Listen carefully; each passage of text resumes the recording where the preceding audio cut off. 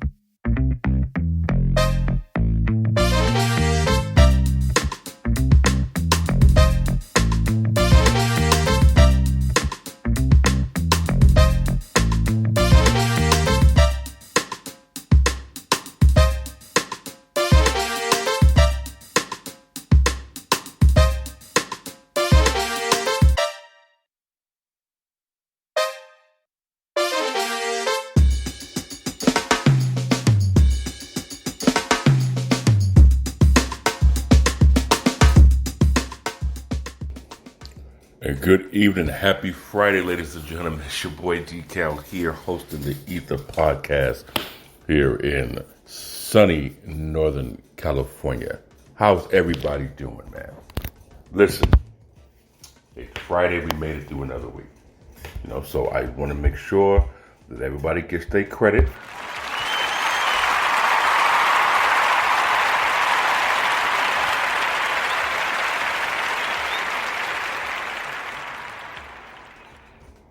This is another round of applause because this was a kind of a shitty week for a lot of people. There you go. Not to be stingy with it. Congratulations. Talking to you right there in the front row. Yes. You in the driver's seat. Talking to you too. So, man, this was an interesting week. But on a couple of good things before we get into the podcast. A lot of people probably have noticed that gas prices have dropped a little bit. That's a good thing. That's a huge relief for a lot of people. Even if you just drive from home to work and work to home, psychologically, when you see those numbers start to drop, it kind of just makes your wallet feel a little bit better. And it tends to put a lot more people in better moods. So I want to go ahead and acknowledge that. Now, we're going to be talking about a few things on a serious note today on the podcast. The E.I.T.H.R, that's what we do. We talk about the elephant in the room. We discuss topics, and maybe a lot of people have narrow-minded or short-sighted perspectives, and I try to come with it from a different angle to help you digest it, because sometimes they shovel shit and call it sugar, and we're supposed to smile and say it's sweet, but we know it's not. So here's kind of a rest haven for people to at least hear my take on it. And I've had quite a few people, in the chat, message, social media, that basically say, the way I approach certain topics helps them see things from a different angle. And that's basically all I want to do is help you see a different perspective on it. Not necessarily trying to change your way of thinking, but maybe possibly help you change the way you think, if that makes any sense to somebody. So that's that. To those of you who are new to the E.I.T.H.R podcast, we like to start the E.I.T.H.R podcast off with shout outs. And the first and last thing I want to do is shout out to everybody out there who is making the world a better place. You know who you are.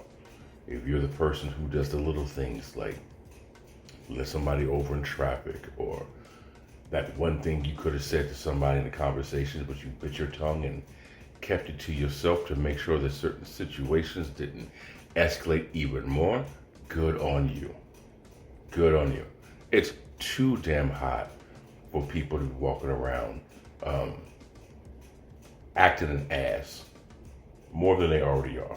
So if you're making the world a better place, kudos to you, man. Kudos to you.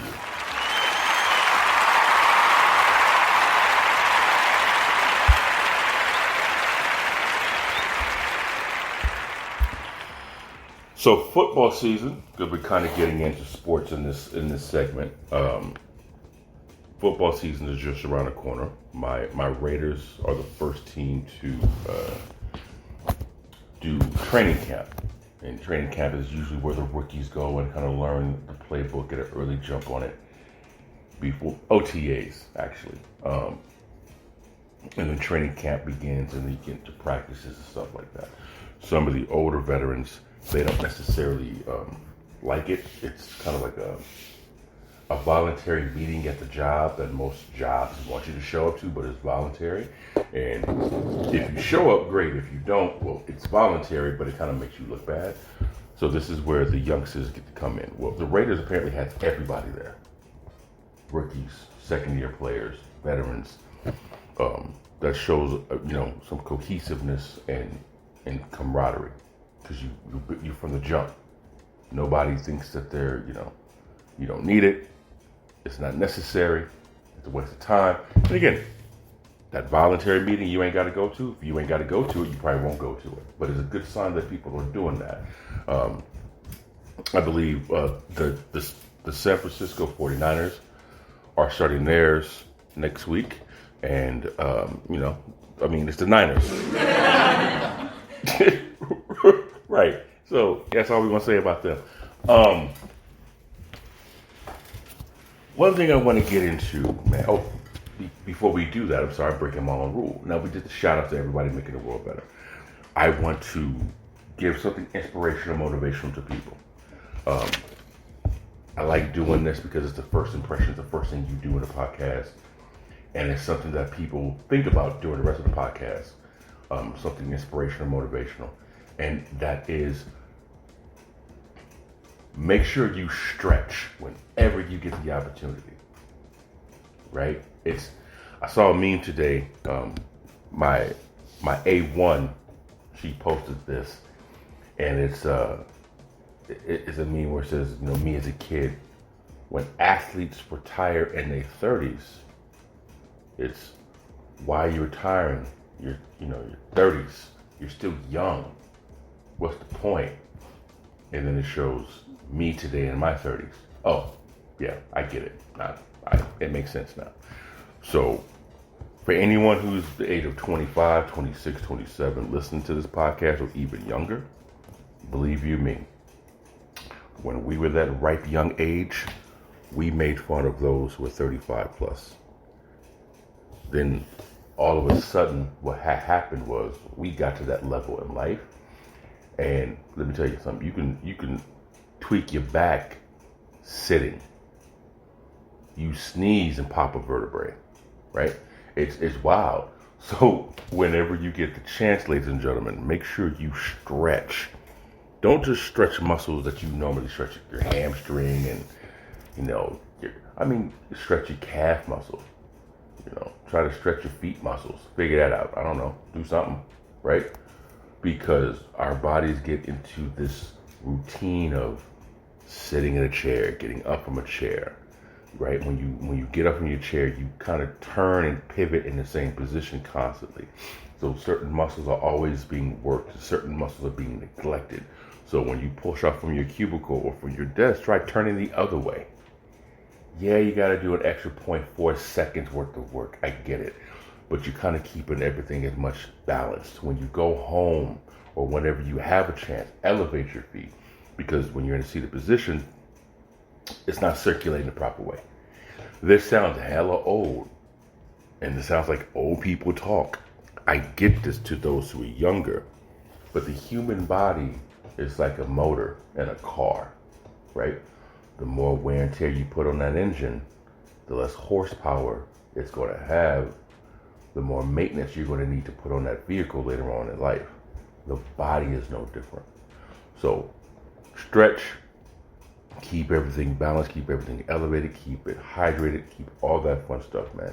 And I can honestly tell you, ladies and gentlemen, for those of you who say you do not have time to eat because of whatever reason you use to justify that, dead that shit. I don't care if you got to make a snack for yourself, a Ziploc bag of some trail mix, right? Half a sandwich with some string cheese or something. Because I'm telling you, we knew this for a long, long time. But scientists have actually discovered hangry is a real thing. And it's like, we could have told y'all that years ago. So you don't think properly, and you don't react properly, and you respond to anything that's just super sensitive. So, but if you're fed and hydrated, you're able to function in a more rational manner. So even if you got to keep something dry in the car, in your armrest, or a pocket, do it. Snack on it. You're going to realize you're going to be less irritated with majority of the things that super irritate you throughout the day. So, snack, drink, stretch. It sounds stupid, but I'm telling you, it makes a big ass difference, y'all. It makes a huge difference. So I kind of want to get into this podcast real quick so you guys can enjoy your weekend as much as possible. If you guys are on social media, which majority of the world is, please be nice and support your boy by going to the social medias of Instagram or to Twitter, whichever one you prefer. I'm typically more engaged with Twitter when it comes to conversation, really. Having a conversation with people. Instagram, obviously, you know, is really popular too, but the handles are the same. It's at the E.I.T.H.R. T-H-E-E-I-T-H-R. Simple as that. So if you can follow, show some support for the podcast, that would be greatly appreciated. Much love to those who do, and future love to those who are about to. Greatly appreciate this. Episode number 26. So, hey, we're going to get in today. Typically, I post the topics that I want to discuss on the social media, so you can get a jump start on that, and kind of converse with me. Converse. What the hell is my vocabulistic skills dwindling? Obviously, I must need something to eat. So you're able to have a conversation with me. There, I'm back at it. Okay, so we talked about sports last segment. The question was, do you see yourself with female athletes in places such as the NFL? And I had said, I do, in the next 10 to 15 years. So, in college football, they've created this thing you may have heard, and for those who are not familiar with it, college athletes were unable to get compensated or get any type of income because I guess it violated their agreement, quote unquote, with institutions of going to college, right? Your compensation is that you are a college student. That's how we compensate you. We give you room and board and education. I think that's more of a control ploy. Now, there are people who are for this N.I.L. There are people who are against the N.I.L. And the N.I.L. is just an acronym which stands for name, image, and likeness. Okay? So if you ever played a college sport video game, okay, the characters who you're playing, they're not allowed to show their name or, for the most part, their faces because the students are not able to get compensated for it. Now they are. And there's a lot of coaches and certain people in the alumni and boosters and stuff who are having issues with this new change. Some find it a very unfair disadvantage because students are going to be irresponsible with the money.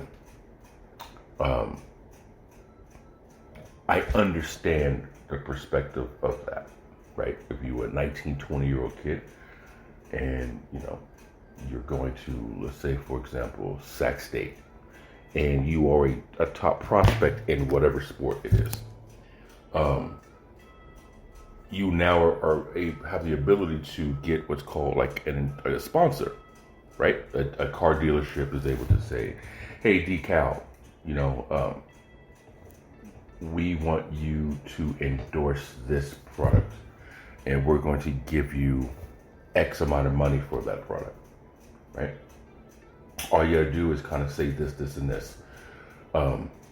If anyone remembers the movie Forrest Gump, when he came back from the war and they wanted him to endorse his ping pong paddle, they were gonna pay him $25,000. Ultimately, it's the same exact thing, but just imagine Forrest Gump instead of a grown adult who was in the military. Imagine them doing that same thing to Forrest Gump when he was going to Alabama, using the movie as an analogy to kind of paint the picture. People feel that the students are going to be irresponsible when it comes to that kind of money. Well, a coach, your job is to guide that student, because in professional sports, most of the athletes make more money than the coaches. And on top of that, name a sport where majority of the athletes who are multimillionaires don't blow their money to begin with. So what's the difference between a college student doing it and a professional athlete doing it? Here's the difference. You can't control the professional athlete because they are an adult, but you can control the student athlete with their scholarship. And I think it's one of those situations where coaches traditionally have always had that power, for lack of a better term, over students with, if you don't comply with this, we can adjust your scholarship. If you do comply with this, we can adjust your scholarship. So now students are in a position to where if I am a big enough prospect, the scholarship no longer means that much to me, right? Because I can now use that money to pay for the tuition to go to this school. So poor analogy, but the shackles are being released off of these kids' ankles, right? So, and who's to say that a lot of these students are going to be using the money for stupid shit? You might have a student who has a sick father at home, right? And this money can go towards paying for the medical bills, right? You might have a student who comes from a single parent household. Well, now this money can get sent back home to whatever dirt poor town, city that kid is from, whatever that high crime riddled area that kid is from, and move their parent and family out of that neighborhood, closer to them in the university, right? Or maybe to a nicer neighborhood. We don't know. But that's one of the biggest issues with this NIL. And it's new. Excuse me, I think it's still within its first year.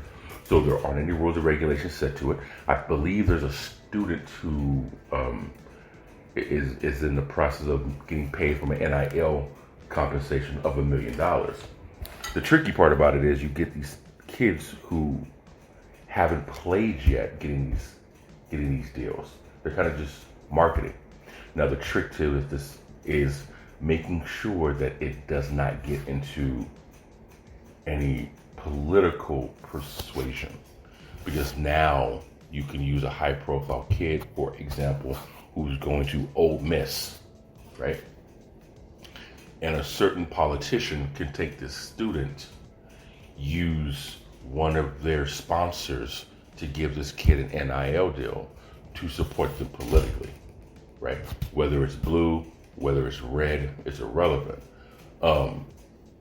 So for those of us who are always constantly saying, keep politics out of sports, just like I said last episode, you can't. There's politics in everything. Wherever there's money, there's going to be politics, because unfortunately, money rules the politics, and there's going to be money and influence there. So that's one of the issues with the NIL. And I tied the NIL into the sports hate category, because I remember watching a draft where the high school student determines, it was like a declaration party. I'm drawing a blank of the name, but the kid goes on national television and declares what school he's going to go to. Well, his family wanted him to go to Alabama or Florida. And I think he chose Tennessee. I know I'm getting the school mixed up. But the mom wanted him to go to one school. And there was 3 different schools for him to choose. And he chose the one school that mama just didn't like. But that's the school he wanted to go to. On live television, mom got up and walked off stage and left her son there. On live television. Shit is wild. So we're going to get right back into that after the shout out from our sponsor, y'all. Give me one quick second.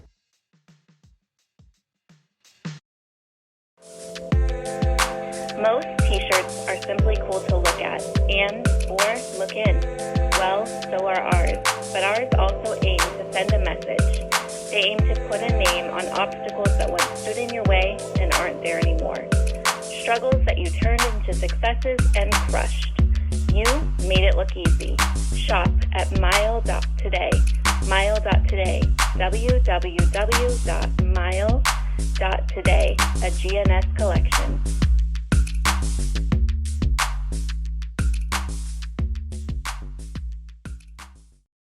This is Dave in Auburn, California, and I'm listening to the E.I.T.H.R with D.Cal. My name is Heather from San Francisco, and I'm listening to D.Cal on his E.I.T.H.R podcast. Haha.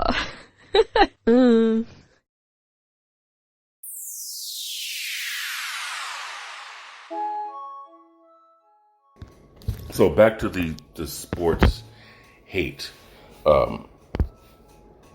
Having a chat conversation right now, and it's interesting that just like Alicia says in chat, like it's definitely going to change the game. People don't like change, and they don't like the fact that it's been this way for so many decades. Then all of a sudden, here's a whole new set of law that's going into play, right? And so those who are set in their ways and are accustomed to certain things, they no longer have the advantage because they're on a level playing field with everybody else. And again, you go back to the student, they have some say-so. They have some say-so. They now have ground to stand on. They now can actually talk back to their coach. Now, I'm old school when it comes to that, right? Old school, there's a hierarchy. The player does not have more say-so than the coach does. But that's now kind of old hat. That's now old rules. That's now, well, it used to be that way, but now it's this way. And it is an adjustment that you have to get used to, right? So you are now going to have people hating certain athletes depending on what product they promote, what company they endorse, right? What political party they support. It's going to get there. It's going to get so murky and diluted. I feel it's definitely going to be a slippery slope. And don't worry, ladies and gentlemen, because they're already scouting high school athletes for the past couple of years. So yes, they are. They've talked about, I want to say it was the late Kent Stabler's grandson when he was in high school, debating on how good he was going to be. And I think he was like a sophomore at this time of conversation, if I remember correctly. I remember reading on social media that people as a high school sophomore was already projecting how good he was going to be as a college athlete going into the pros. I'm like, my man is 15 years old, and you guys are already projecting on what he could be at 22. You talk about pressure, right? And when it comes to that kind of success and that kind of attention, what a lot of folks don't realize is you are going to have to isolate yourself from the rest of the public, right? I want you to think about a college kid who comes from wherever they come from, and they're now in this big university. They came from an arena that held a few thousand people to 40, 50, 60, 100,000 people. And there's this expectation and pressure on them to win. And I'm paying you X amount of money to endorse this product that supports the university. We need you to perform. College kids are very impressionable, right? No different than high school kids.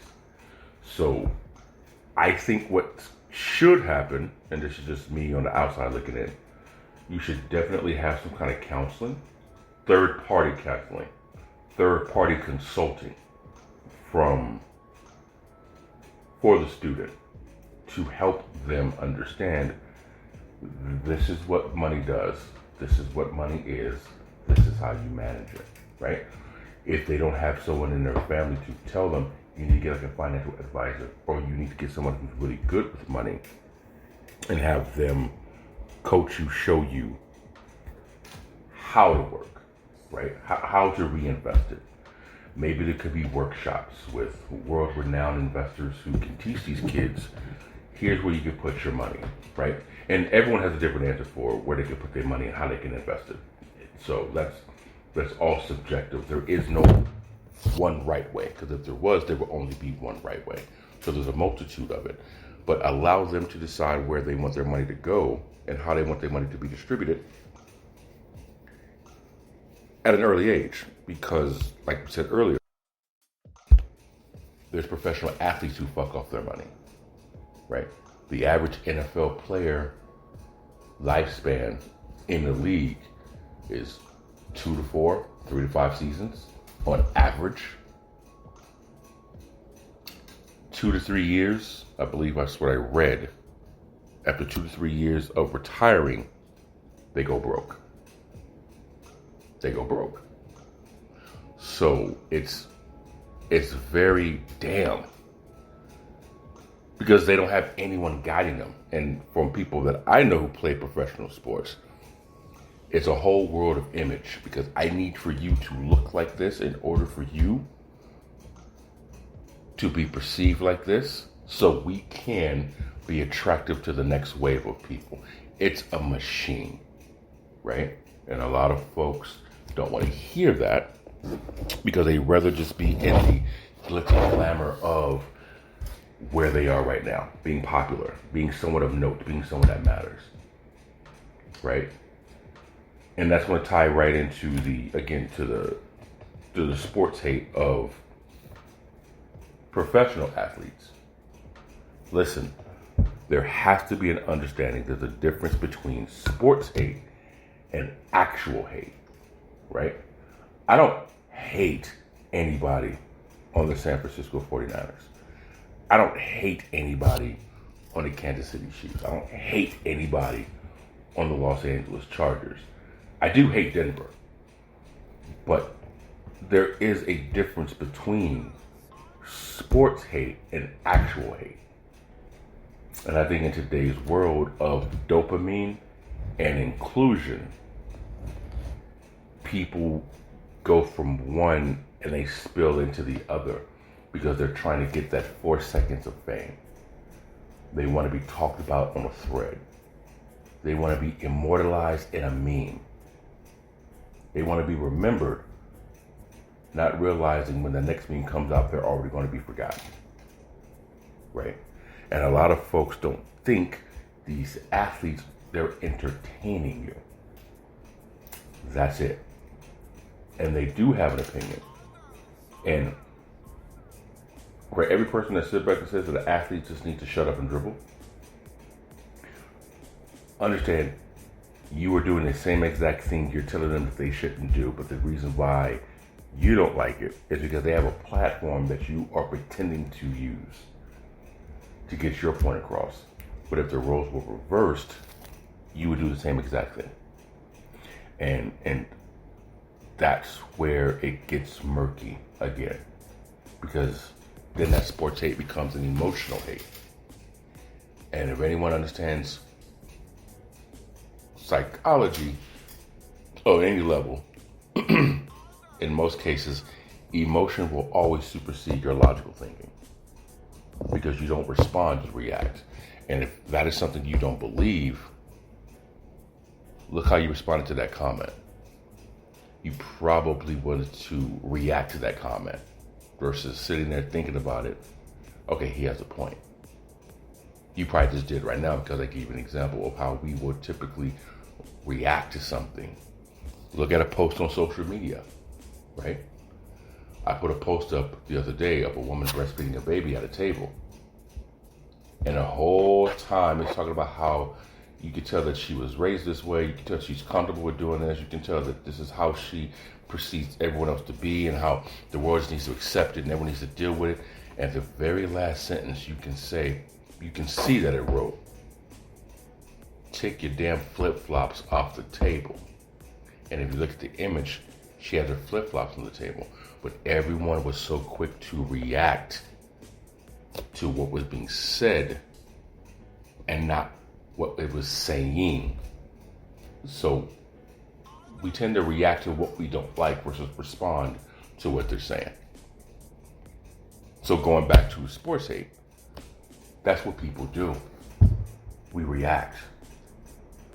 And those who respond tend to get drowned out because people are reacting emotionally versus responding logically. And it happens so much. Like I said, social media. No one reads the article. They'll just look at the thread, they'll read the comments, and they'll go in from there.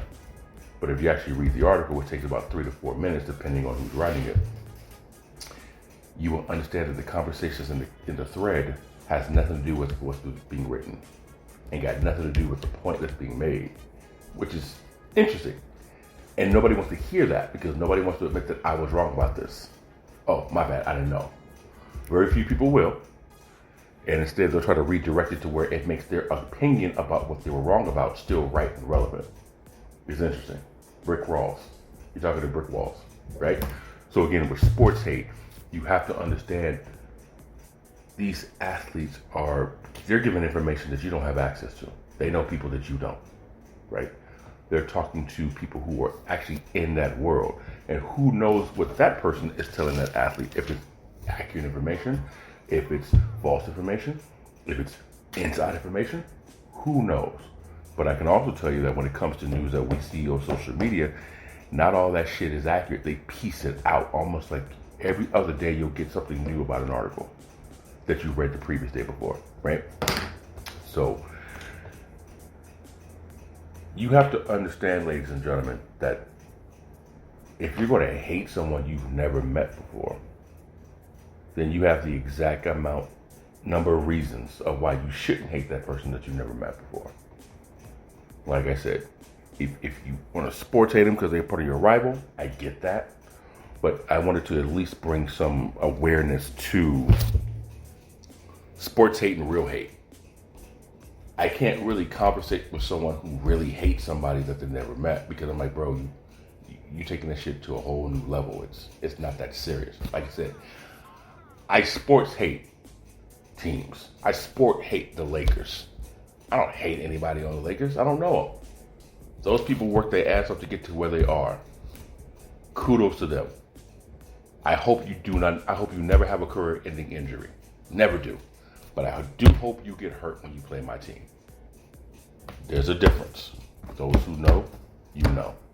Another thing I want to talk about is the world.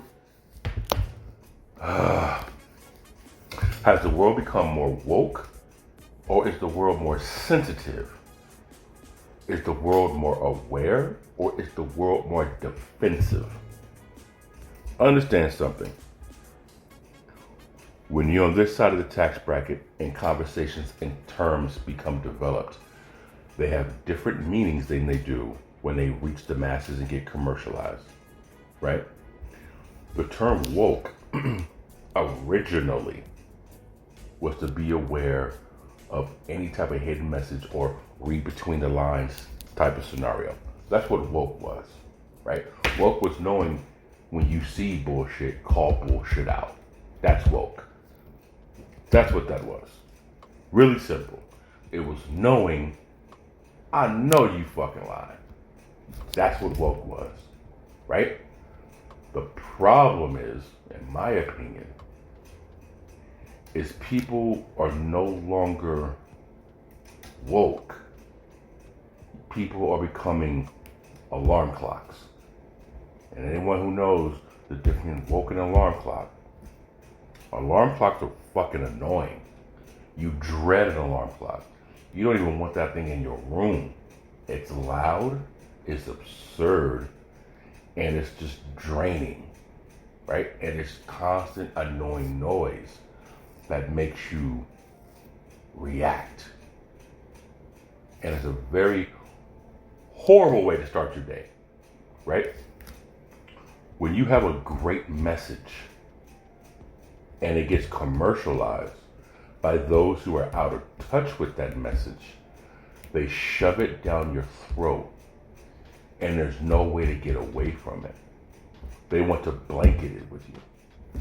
I'm confident the intention initially was to make the world aware of what the situation is and be done with it. But the reality now is they blanket it because they understand people's attention spans are not what they used to be. So you're easily going to get annoyed. So when you hear someone say the term woke, it's now past the acceptance stage. It's being watered down. It's like the term GOAT, greatest of all time. Everybody's a GOAT. If you hear somebody on the radio for the very first time, they're the GOAT. They're the greatest to ever do it. It's their first single ever being played in public, and all of a sudden they're on the same level as Jay-Z. It's calm that down. So you have to understand, I feel this world is being a little bit more sensitive / defensive in most of the issues and topics that we have. That's my opinion. If you really pay attention to it. Because nowadays people don't even care what bothers you because everything bothers everybody. Unfortunately, right? You can't even have a conversation with somebody and let them know what offends you or what's bothering you or what's getting on your nerves because they're oversaturated with everyone being offended. Now, granted, there's also people on there, ladies and gentlemen, let's be honest, let's keep it 100, where folks aren't bothered by anything. They just say shit because they know it's going to piss a lot of people off. And so they troll you. They'll say things intentionally to get you to respond. But that's not necessarily how they feel. They're just trying to get you to react. They're trying to get you to get upset. They're trying to get a rise out of you, right? And those people are foul. And there's a small, minute group of people who do that. But those people have a very large platform.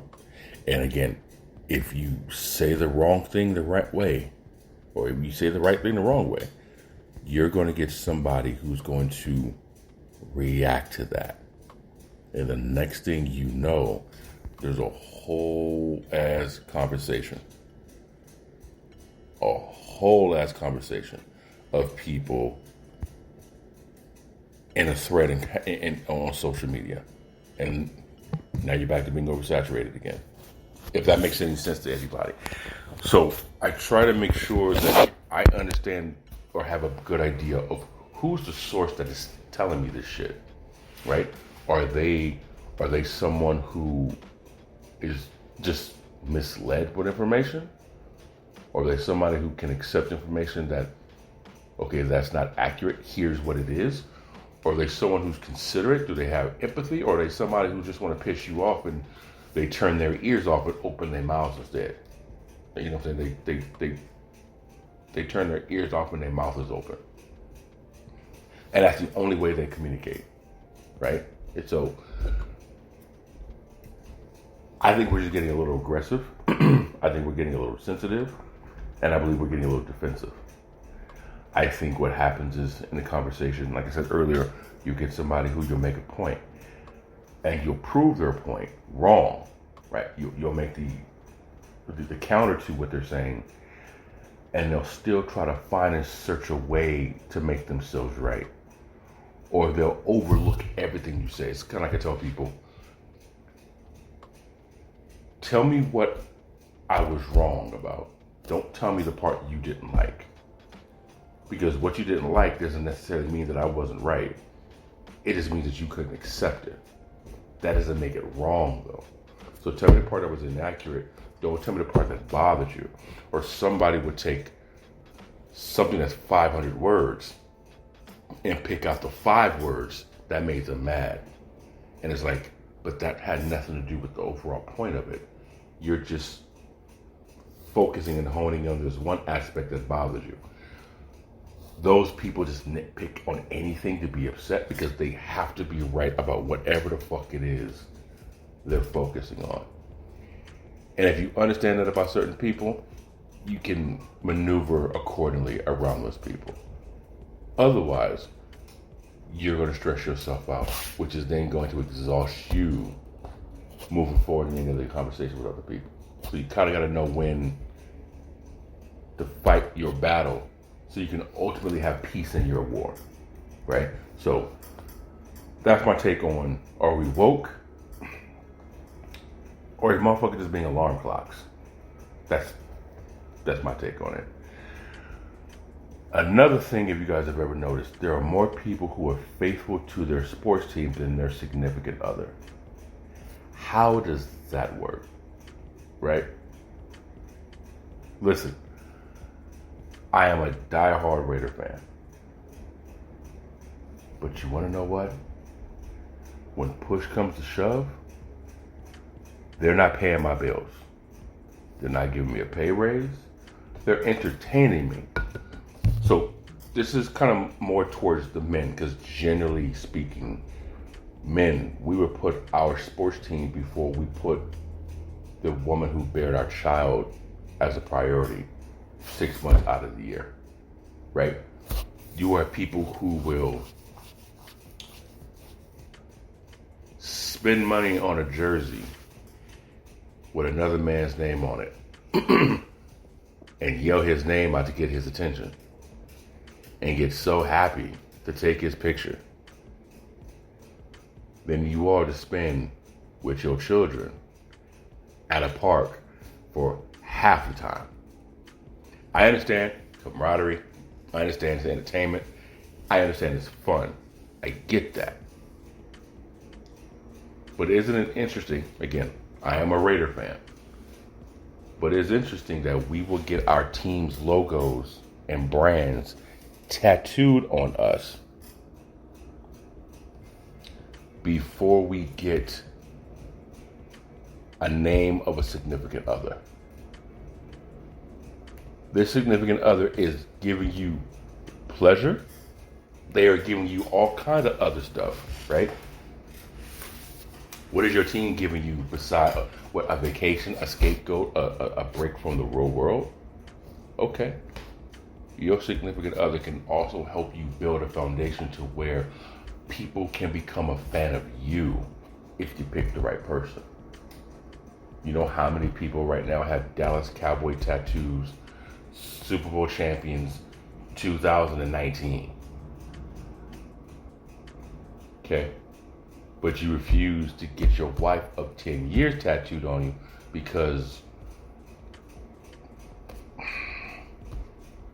fill in the blank. I get it. I understand that you have a passion for your squad. I do. It's just, for me, I could not get a tattoo of a team before I get a tattoo of my child. Couldn't do it. But again, that's me. I'm not saying I'm right. I'm just clearly saying that's not how my brain works. And there's nothing you can do to make me understand, here's the reason why I would get this tattooed on me and not this person. I'm going to look at you like, well, your team can leave you, move to another city for more money. This person can leave you for another person for more money. What's the difference? Because you'll give that organization hundreds and thousands of dollars of your hard-earned money, but you won't pay for dinner. I get it. It's more of a direct. Not only that, but I think it's more trendy for your team to get you to tattoo them. It's more of an inclusion type of mindset. And I understand that. I just could not get tattooed something that I literally have no say-so in and walk around and be proud of that. Because if you ask for free tickets, they're going to look at you and laugh as they walk away. Right? Again, that's me. If you want to wear the gear to support it, that's perfectly fine. If you want to, spend money on merchandise, I get it.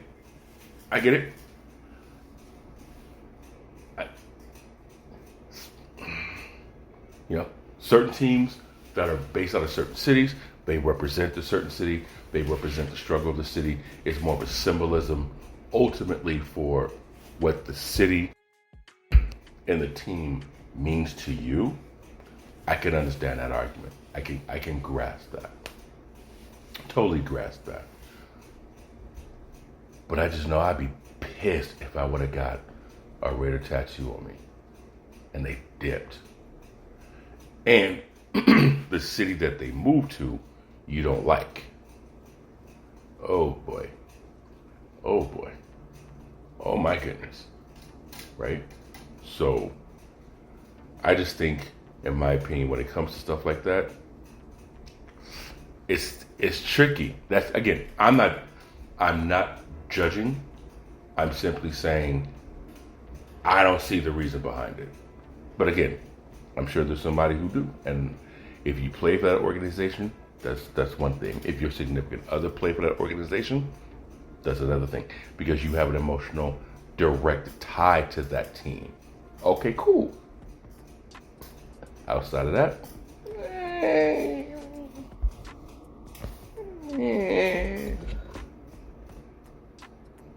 okay. Simple. Entertainment news. I think it was like back in 2019 when LeBron James had used his platform to talk about social injustice, so on and so forth. If I read the article correctly, it was Fox News. I can't remember the anchor's name, but she had made the comment for LeBron James to basically shut up and dribble. And for those of you who have no relation to or correlation to or connection to what that type of statement means, it's basically shut up and entertain me. And people in today's mindset doesn't understand what the originality of terms like that means. Yes, again, is it overthinking? Some would see it that way. Is it being sensitive? Defensive? Not necessarily. Again, if you aren't directly affected by terms like that throughout history, you're not necessarily going to understand the correlation of what that under the surface means. But he apparently filed for the patent of the phrase shut up and dribble. Now, personally for me, I wouldn't have done it, but I want to say he did it to basically prove it doesn't bother me. And here's what you can take with your shut up and dribble. I own that now. So whenever you say something like that to an athlete, you have to pay me. So he's probably looking at a way to monetize it. And I get that. Again, I wouldn't have done it. But then on the other hand, maybe he did it for a phrase, for a way for if you say the phrase, I can sue you. Right? It's a way to take the power away from you. That's from a business sense. I get it. It's like the boxing announcer Michael Buffer. Mr. Let's get ready to rumble. No one can say that phrase. You can't say that phrase. Despite me just saying it. But I was using it as an example because he trademarked that. That's his baby. Right? So if anyone uses that like in an entertainment fashion or my mans could take legal action. Kind of interesting. So I think maybe that's what he was going for. I'm confident that's probably what he was going for. And again, if you patent it and they grant it, it can't be used. So again, but that's just me. That's just how I am. And I think what it does, it gives you an idea of how certain words instead of getting upset or getting offended, people are doing certain things to change the narrative by, I'm going to take this power away from you by doing it this way. So therefore, it holds no merit. It holds no more weight. You're powerless against me.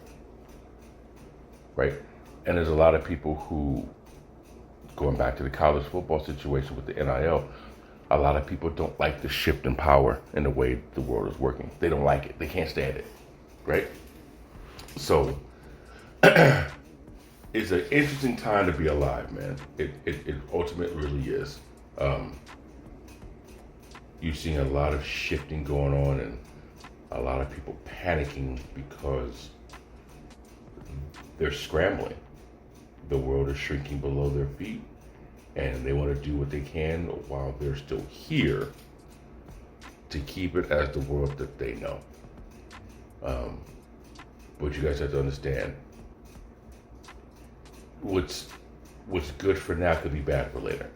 And human beings collectively, we like to take something good and then make it great. And then after a while, we'll fuck it up. And then we'll make it to where, they'll try to reverse the decision and bring it back, and then everyone will feel like it's my right to do this. And listen, I want you guys to think about this over the weekend if you possibly can. As a human being, there is no rights. There's obligations. There's an obligation to be courteous and kind to your fellow human being on this planet. That's it. You guys need to understand that.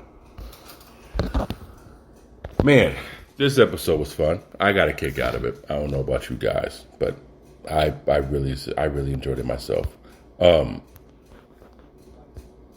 I want to do is thank everybody for listening to the podcast, for the E.I.T.H.R podcast. I'm still working on getting my webcam so I can start streaming and start working on my guest hosts for the for the podcast. I think it'll be kind of a fun little platform to do with people. We're still behind the scenes working on GNSE TV, which is our internet channel. So if you miss anything, you can go to the YouTube channel that we have. YouTube, the parent company, the GNS Inc. Subscribe to the page. You can get any podcast that you see on there that's uploaded that you may have missed. View it. Leave comments, dialogue, engage with me. We greatly appreciate it. I will be back Monday, 3:30 p.m.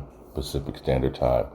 I might do a GNS Entertainment episode on Sunday, where some of the instrumentals that we're working on kind of just give you guys a snippet of what it's like. Because these are instrumentals that are eventually going to go to the web scoring project that we got. Music for your websites, background music for anybody who wants to do podcasting, so on and so forth. I might even do my own playlists and distribute them out for nightclubs and venues and stuff like that. So we're going to see. But again, if you guys can follow us on social media, on Twitter, Instagram, E.I.T.H.R, the Ether, Elephant in the Room. It's your boy D.Cal. I sincerely appreciate you guys. Much love to everybody here from Sin City to Cincinnati, from Portland, Oregon to Portland, Maine, from Cuba, Denmark, Tokyo, Canada, Brazil, and everywhere in between, man. Thank you very much. You guys have a great weekend, and we'll talk to you guys later. All right, be good. Yo, what up, folks? This is Rodney Farrell, the CEO of Farrell Development Group, and you're listening to the E.I.T.H.R podcast, hosted by D.Cal. Let's get it. State ascoltando il podcast E.I.T.H.R con D.Cal. Hello, my name is Candace Romero, and it has been my absolute privilege and honor to be teaching people about doTERRA's essential oils for the last 9 years and helping people live their most vibrant life. If you'd like to learn more about my natural solutions, please feel free to contact me on Facebook at Bay Area Terra Tribe Essential Oils and Natural Solutions, or check out my website, my.doterra.com/Romero. That's my.doterra.com/ROMERO.